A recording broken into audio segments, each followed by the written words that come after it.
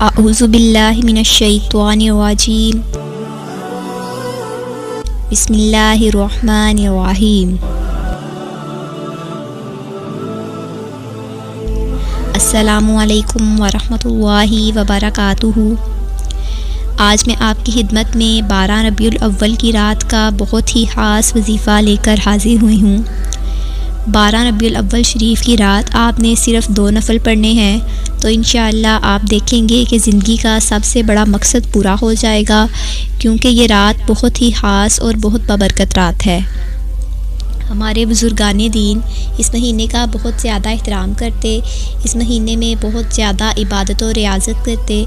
हमारे प्यारे आका अहमद मुस्तफ़ा जनाब मोहम्मद मुस्तफ़ा सल्लल्लाहु अलैहि वसल्लम का मिलाद शरीफ मनाते। तो आप हज़रात भी प्यारे प्यारे आका अलैहिस्सलातु वस्सलाम पर खूब दरूद व सलाम के नजराने पेश करें और मेरे आका की विलादत का खूब चर्चा करें, क्योंकि माह रबीउन नूर शरीफ जब आता है तो वो अपने साथ बेहद हिसाब बहारें लेकर आता है, बहुत ज़्यादा रहमतें लेकर आता है। तो जो मेरे आका की विलादत की रात है, आपके दुनिया में जलवागर होने की रात है, तो वो किस कदर बबरकत रात होगी, किस कदर ख़ास रात होगी। इस रात को आपने हरगिज़ ज़ाया नहीं करना।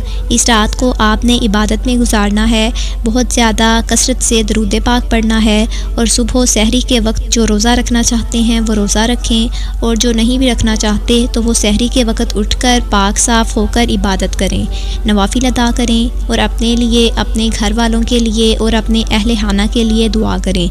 इंशाअल्लाह इस रात आपकी हर दुआ कबूल होगी। तो चलते हैं आज के नवाफिल की तरफ।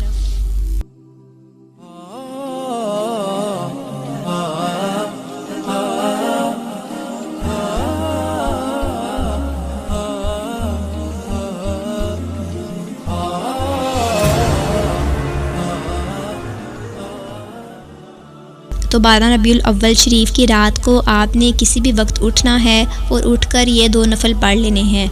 नफ़ल किस तरह पढ़ने हैं? तो नफ़ल आपने इस तरह पढ़ने हैं कि पहले अपने ख़ास मकसद की नियत कर लें, यानी जिस मकसद के लिए आप ये नवाफिल पढ़ना चाहते हैं उस मकसद की नियत कर लें, और फिर आपने पहली रकत में सूरत फ़ातिहा के बाद 20 मरतबा सूरत इखलास पढ़नी है, और दूसरी रकत में सूरत फ़ातिहा के बाद 30 मरतबा सूरत इखलास पढ़नी है। और फिर जब आप सलाम फेर लेंगे तो आपने एक तस्बीह दरूद पाक की पढ़ लेनी है। दरूद पाक आप कोई भी पढ़ सकते हैं, यानी जो भी दरूद पाक आपको आता हो, एक तस्बीह आपने दरूद पाक की पढ़ लेनी है, और फिर एक तस्बीह यानी 100 मरतबा या अल्लाहु या रहमानु पढ़ लेना है, और फिर आखिर में 100 मरतबा दरूद पाक पढ़ लेना है। तो आप इसके बाद जो भी दुआ मांगेंगे वो इंशाअल्लाह ज़रूर पूरी होगी, और ज़िंदगी का जो सबसे बड़ा मकसद होगा वो पूरा हो जाएगा इंशाअल्लाह। उम्मीद करती हूँ कि आपको आज का वजीफ़ा समझ आ गया होगा।